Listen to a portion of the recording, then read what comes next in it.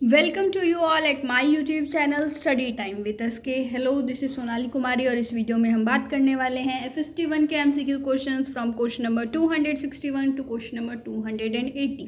अगर अभी तक आपने हमारे पुराने वीडियोस नहीं देखे हैं FST1 के MCQs के, तो आप हमारे चैनल के प्लेलिस्ट सेक्शन में जाकर के उन वीडियोज़ को ज़रूर देख लें, उससे आपको बहुत हेल्प मिलेगी। अब बात करते हैं क्वेश्चन नंबर 261 की। A Portuguese sailor who reached India in 1497 via Cape of Good Hope in Africa। Africa के केप ऑफ गुड होप होते हुए भारत पहुंचने वाले पुर्तगीज सेलर का आपको नाम बताना है जो 1497 में भारत पहुंचे थे। ये 1498 करके भी क्वेश्चन पूछा जाता है, तो इसके लिए जो करेक्ट आंसर होगा वो ऑप्शन बी हो जाएगा, वास्को डिगामा। वास्को डिगामा 1497 में भारत पहुंचे थे via Cape of Good Hope और ये पुर्तगाल के रहने वाले थे। क्वेश्चन नंबर 262 है आपके सामने। Who proposed model the sun is fix and earth and other planets revolve around it. यहाँ पर एक ऐसे मॉडल की बात हो रही है जिसके अंदर सन फिक्स्ड है अपने पोजीशन पे और बाकी जो प्लैनेट्स हैं अर्थ के साथ वो रिवॉल्व कर रहे हैं उसके इर्द गिर्द, उसके अराउंड में। मान लीजिए ये अर्थ है और ये अर्थ अपनी ऑर्बिट पर स्पिन भी करता है और इस तरीके से रिवॉल्व भी करता है बाकी प्लैनेट्स के साथ। तो आपको बताना है कि ये मॉडल किसने प्रपोज्ड किया। इसके लिए आपके पास ऑप्शंस हैं, ए कोपरनिकस, बी गैलीलियो, सी लियोनार्डो द विंची और डी है नॉन। करेक्ट आंसर यहाँ पर ऑप्शन ए हो जाएगा, कोपरनिकस। ये मॉडल कोपरनिकस ने प्रपोज्ड किया था।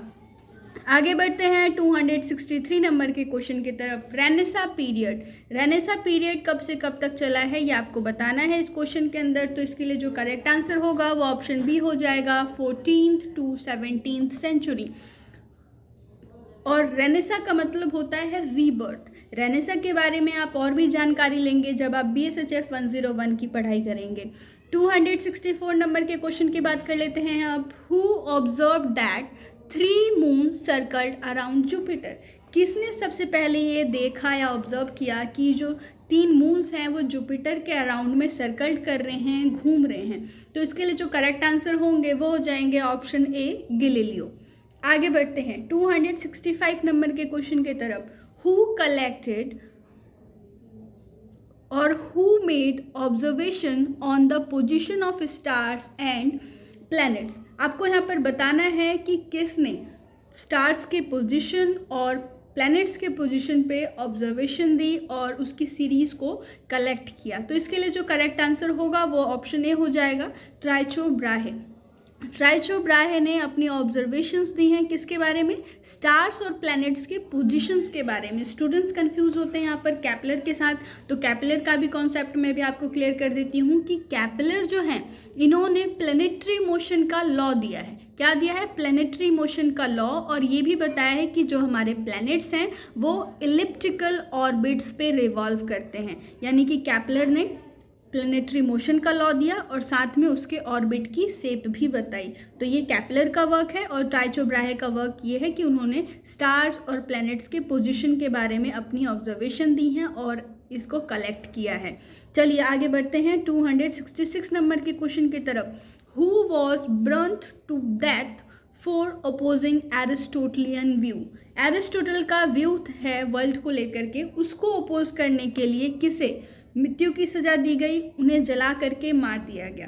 तो इसके लिए जो करेक्ट आंसर होंगे वो ऑप्शन डी हो जाएंगे, जोर्डानो ब्रूनो। एक चीज़ आप याद रख सकते हो यहाँ पर बर्न्ड और बर्न और यहाँ पर है ब्रूनो, साउंड सेम है। इस तरीके से आप याद रख सकते हो कि एरिस्टोटलियन का जो व्यू था वर्ल्ड को लेकर के उसे अपोज करने के लिए इन्हें जला करके मार दिया गया था। बॉर्न टू डेथ की इन्हें सजा दी गई थी जोर्डानो ब्रूनो को। बात कर लेते हैं कैम्पेना की। तो कैम्प्लेना जो हैं इन्हें भी कारागार की सज़ा दी गई थी और इन्हें लंबे समय तक कारागार में रखा गया था, कुछ वर्षों तक रखा गया था। अगर हम गैलीलियो की बात करें तो गैलीलियो को इन सभी के मुकाबले थोड़ी कम सज़ा दी गई थी और इन्हें अपने ही एक मित्र के महल में कुछ दिनों के लिए नज़रबंद कर दिया गया था। अब बात कर लेते हैं न्यूटन के इत्तेफाक से जिस वर्ष गैलीलियो की मृत्यु हुई उसी वर्ष न्यूटन का जन्म हुआ था। आगे बढ़ते हैं अगले क्वेश्चन की तरफ। 267 नंबर का क्वेश्चन है आपके सामने। Who developed the table of logarithm. Logarithm का टेबल किसने डेवलप किया ये आपको बताना है। तो इसके लिए जो करेक्ट आंसर है वो ऑप्शन सी है, जॉन नेपियर। ये सारे जो हम आपको क्वेश्चंस दे रहे हैं आप इनके आंसर जरूर याद कीजिएगा। 268 नंबर का क्वेश्चन है। Who study the behaviour of air. Air के बिहेवियर को किसने स्टडी किया है ये आपको बताना है। आपके पास ऑप्शन है, ए टाइचो ब्राहे, बी रॉबर्ट बॉयल, सी जॉन नेपियर और डी है रॉबर्ट हुक। और इसके लिए जो करेक्ट आंसर होगा वो हो जाएगा option B, Robert Boyle. 269 number का क्वेश्चन है। Which was centre piece of industrial revolution. Industrial revolution का सेंटर पीस क्या था ये आपको बताना है। आपके पास ऑप्शन है, ए स्टीम इंजन, बी टेलीफोन, सी इलेक्ट्रिसिटी, डी टेलीग्राफ। और इसके लिए जो करेक्ट आंसर होगा वो ऑप्शन ए हो जाएगा, स्टीम इंजन। आगे बढ़ते हैं अगले क्वेश्चन की तरफ। Oxygen was discovered by. Oxygen को किसने डिस्कवर किया आपको उनका नाम बताना है। आपके पास ऑप्शन है, A Joseph Priestley, C B John Dalton, C Antoine Laurent Lavoisier and D है रॉबर्ट हुक। करेक्ट आंसर यहाँ पर ऑप्शन ए हो जाएगा, जोसेफ प्रिस्टली ने ऑक्सीजन को डिस्कवर किया। 271 नंबर का क्वेश्चन है आपके सामने। Proposed atomic theory. Atomic theory किसने प्रपोज किया ये आपको बताना है। आपके पास यहाँ पर ऑप्शंस हैं और इसके लिए जो करेक्ट आंसर होंगे वो ऑप्शन बी हो जाएगा, जॉन डाल्टन। 272 नंबर के क्वेश्चन की तरफ बढ़ जाते हैं अब। Who founded Asiatic society in Kolkata in 1784। 1784 में एशियाटिक सोसाइटी कोलकाता में किसने स्थापित की थी उनका नाम आपको बताना है। तो इसके लिए जो करेक्ट आंसर होंगे वो हो जाएंगे option A, William Jones. William Jones उस वक्त सुप्रीम कोर्ट ऑफ कोलकाता के जज थे।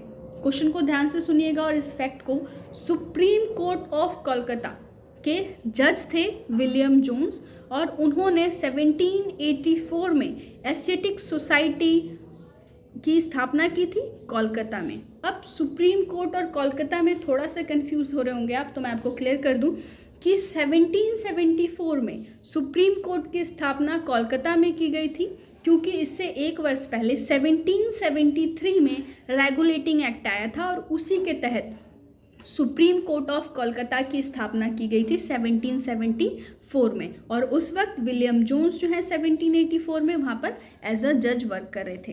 273 नंबर के क्वेश्चन की अब बात कर लेते हैं। Zoological survey of India created in. Zoological survey of India को कब क्रिएट किया गया आपको उस ऑप्शन पे टिक करना है। आपके पास ऑप्शंस हैं और इसके लिए जो करेक्ट आंसर होगा वो ऑप्शन सी हो जाएगा, 1851। 1851 में zoological survey of India create किया गया था।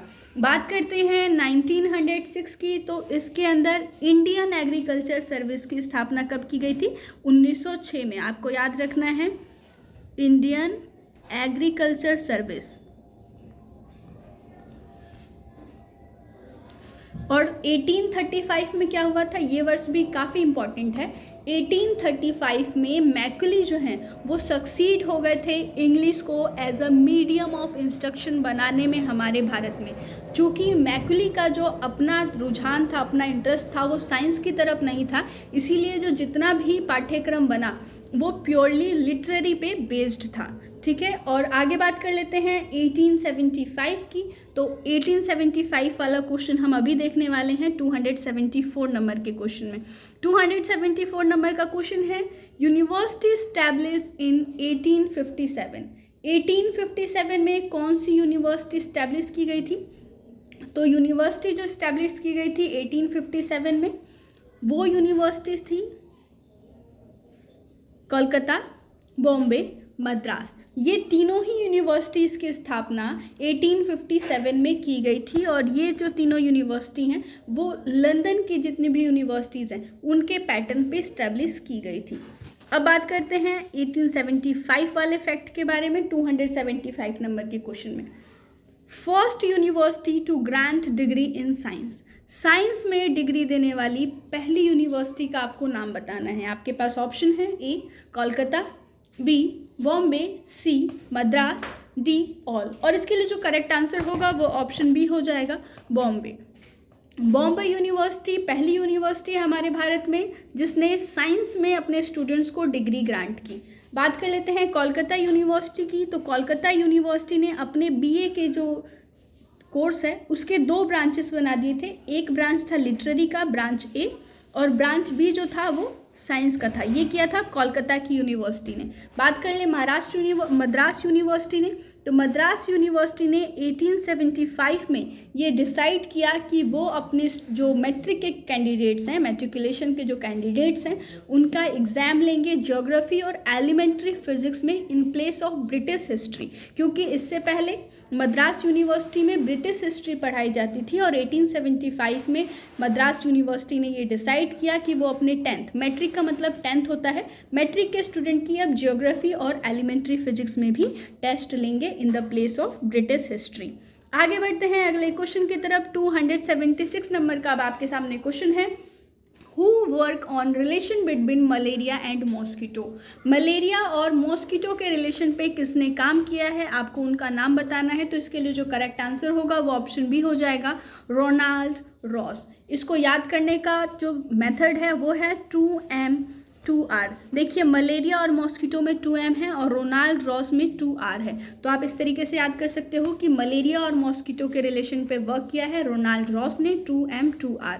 अच्छा, बात कर लेते हैं मैकनमारा की। तो मैकनमारा ने कॉलेरा पे वर्क किया है। आप इस तरीके से याद रखेंगे, मैकनमारा कॉलेरा, साउंड सेम है, साउंड को पकड़ के रखिएगा, आपको जल्दी याद हो जाएगा। रॉजर की अगर हम बात करें तो रॉजर ने कालाजार पे वर्क किया था। तो रॉजर कालाजार वर्क्स, थोड़ा साउंड सेम है, इससे आप याद कर सकते हो। हैफकिन का थोड़ा डिफरेंट है, हैफकिन ने प्लेग पर काम किया है। प्लेग पर किसने वर्क किया है, तो वो वर्क किया है हैफकिन ने। आपको इन चारों के वर्क याद रखने हैं और नाम भी याद रखना है। आगे बढ़ते हैं 277 नंबर के क्वेश्चन की तरफ। Author of Shrimad Bhagwat. श्रीमद् भागवत के ऑथर का आपको नाम बताना है यहाँ पर। तो करेक्ट ऑप्शन सी हो जाएगा, वेद व्यास। 278 नंबर का क्वेश्चन अब आपके सामने है, who founded the Aligarh scientific society. Aligarh scientific society को किसने फाउंड किया, आपको उनका नाम बताना है। तो इसके लिए जो करेक्ट आंसर होगा ऑप्शन ए हो जाएगा, सैयद अहमद खान। सैयद अहमद खान ने अलीगढ़ साइंटिफिक सोसाइटी की स्थापना की। वहीं पर अगर हम बात करें बिहार साइंटिफिक सोसाइटी की, तो सैयद इमदाद अली ने बिहार साइंटिफिक सोसाइटी की स्थापना की है। दोनों ही इंपॉर्टेंट हैं और आपको दोनों ही लर्न करना है।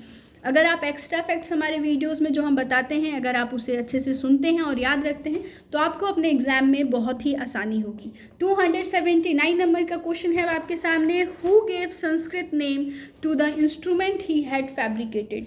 आपको बताना है कि इनमें से वो कौन है जिन्होंने अपने इंस्ट्रूमेंट्स का नाम संस्कृत में रखा। मैं आपको उन दोनों इंस्ट्रूमेंट्स का सबसे पहले नाम बता देती हूँ, वर्क बता देती हूँ, फिर आंसर पे आते हैं। पहला नाम है कंचनाग्राफ। ये प्लांट की स्टिमुली को मेज़र करता है, वर्क करता है कि प्लांट किस तरीके से स्टिमुलेट करता है। कौन है वो, कौन सा इंस्ट्रूमेंट है, इंस्ट्रूमेंट का नाम है कंचनाग्राफ, ठीक है। दूसरा इंस्ट्रूमेंट है शोषण ग्राफ। शोषण ग्राफ, शोषण ग्राफ का वर्क क्या है, absorption of liquid by plant. ये देखना है कि प्लांट लिक्विड को किस तरीके से और कितना एब्जॉर्ब करती है। तो ये काम करता है शोषण ग्राफ जो इंस्ट्रूमेंट बनाई गई है, और दूसरी इंस्ट्रूमेंट है कंचनाग्राफ जो वर्क करती है प्लांट के स्टिमुलेशन से, उसकी स्टिमुली से। और ये जो दोनों इंस्ट्रूमेंट्स हैं वो बनाया है जेसी बोस ने। ऑप्शन डी यहाँ पर करेक्ट हो जाएगा क्वेश्चन नंबर 279 के लिए। आगे बढ़ते हैं क्वेश्चन नंबर 280 की तरफ। University act passed. आपको बताना है कि यूनिवर्सिटी एक्ट कब पास हुआ है। आपके सामने यहाँ पर ऑप्शंस हैं और इसके लिए जो करेक्ट आंसर होगा वो हो जाएगा ऑप्शन ए 1904। 1904 में यूनिवर्सिटी एक्ट पास किया गया था। तो ये तो था आज का वीडियो जहाँ पर आपने question number 261 to question number 280 देखा। ये वीडियो आपको कैसा लगा हमें कमेंट करके ज़रूर बताएं, और लास्ट ईयर के जो क्वेश्चन पेपर्स हैं आप उन्हें भी ज़रूर देखें, इससे बहुत हेल्प मिलती है और आपको पैटर्न का पता लगता है कि किस पैटर्न पे आपके एग्जाम को सेट किया जाता है, क्वेश्चन पेपर को सेट किया जाता है। तब तक ले स्टे ट्यून।